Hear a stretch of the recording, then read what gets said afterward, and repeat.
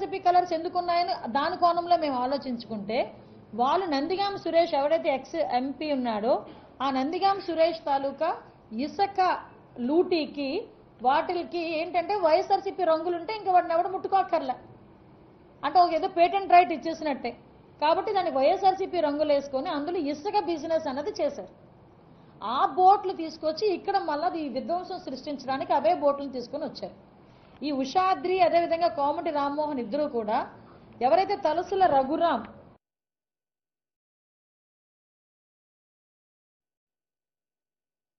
తాడేపల్లి ఆ ఏరియా అంతటికీ కూడా ex chief minister Jaganmohan Reddy తాలూకా ప్రోగ్రామ్ కోఆర్డినేటర్ ఆయన తాలూకా బంధువులది ఈ బోట్ అదేవిధంగా నందిగాం సురేష్ ఎవరైతే ఉన్నారో ఎక్స్ ఎంపీ అతని తాలూకా అనుచరులది ఈ బోట్స్ వీళ్ళు ఇంటెన్షనల్గా తీసుకొచ్చి అక్కడ ఆ బ్యారేజ్ని డ్యామేజ్ చేద్దాము అని ఆ డ్యామేజ్ అయిన తర్వాత ఆ తాలూకా బురదను తీసుకొచ్చి గవర్నమెంట్ మీద రుద్దుదాము అని చెప్పి ఇంటెన్షనల్గా చేసింది ఇది అని పోలీస్ డిపార్ట్మెంట్ వాళ్ళ దర్యాప్తులో కూడా ఇది రుజువైంది దీని మీద ఎలాంటి కోణం ఉంది ఇప్పుడు సుమారుగా మీరు అబ్జర్వ్ చేసుకుంటానండి దగ్గర 16 టన్నులున్న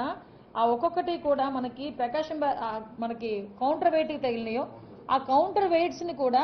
8 లక్షల క్యూసిక్ వాటర్ తగ్గినంత వరకు కూడా కౌంటర్ వెయిట్లు మనం ఏం చేయలేం వెయిట్ చేశారు వెయిట్ చేసి ఇమీడియట్గా మనకి వాటర్ ఫ్లో తగ్గిన తర్వాత దగ్గర కౌంటర్ వెయిట్లను కూడా తీసుకొచ్చి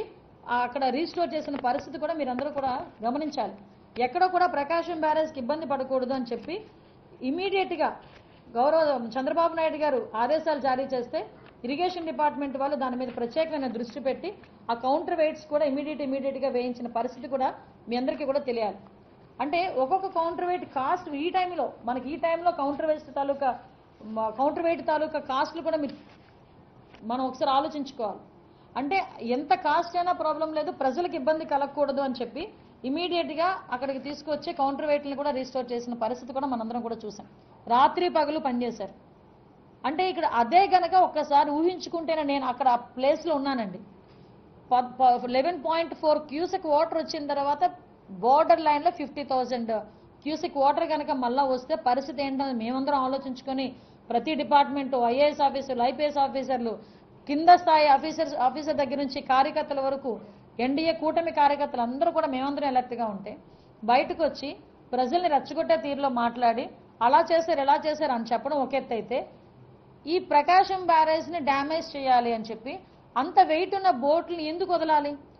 ఈ రోజు వరకు కూడా ఆ బోట్లు మావి అని కానీ బోట్లు ఇలా పోయినాయి అని కానీ ఒక కంప్లైంట్ కూడా రాలే మేము మా డిపార్ట్మెంట్ వాళ్ళ ఇన్వెస్టిగేషన్లో పలానా వ్యక్తులది బోట్లు అని చెప్పి వచ్చినాయి తప్పించి వాళ్ళెవరు కూడా బయటకు వచ్చి కనీసం ఇది మా బోట్లని కూడా వాళ్ళు చెప్పే పరిస్థితి